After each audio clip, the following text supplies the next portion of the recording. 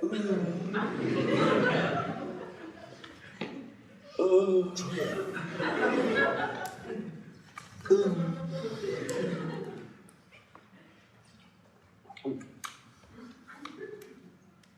Kyselinár sa obesil. Čo sa? Obesil.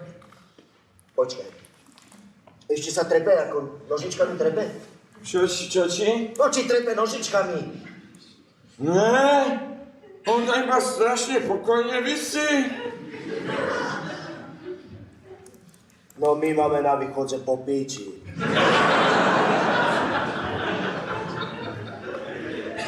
Kamarát môj zlatý, ideme za ním.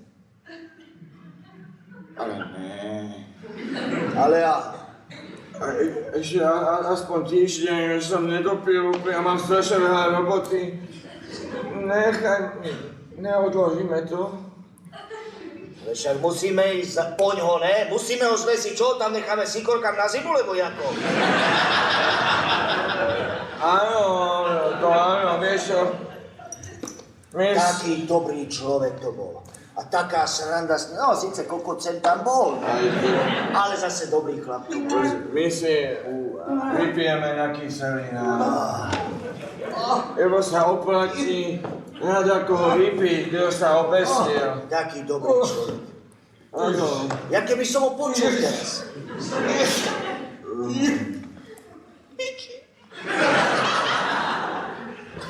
Nalej.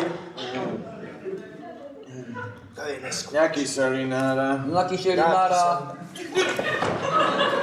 Fuj! Béla. To jak ty môžeš byť taký huj, že zhašíš svetlo, keď vejdeš? Da vejdeš, zapálíš, nie? Ideš, hec, zhasíš a nie naopak sveta. Co kúkaš? Ty co kúkaš? Som tebe len na hrazdečku zavešil, že sebe kríže nacahnem, nie pred výkonom. To dojde to ten kokot bielý, ožretý, zhaší, zjojčí a ucekne.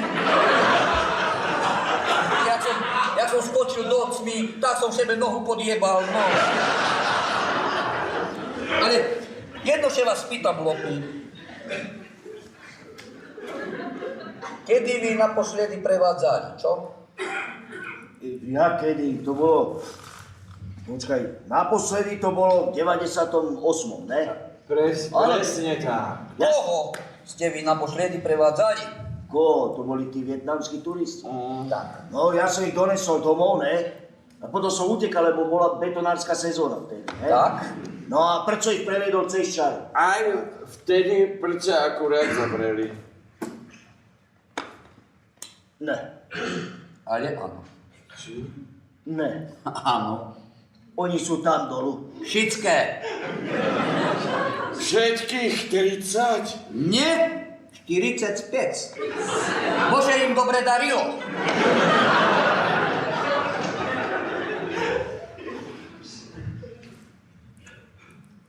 Tak, ja tu makám, vymýšľam nové biznisy, jedno kuse a dokola, robím jak jedno hovado a moja mamka roznáša segedy.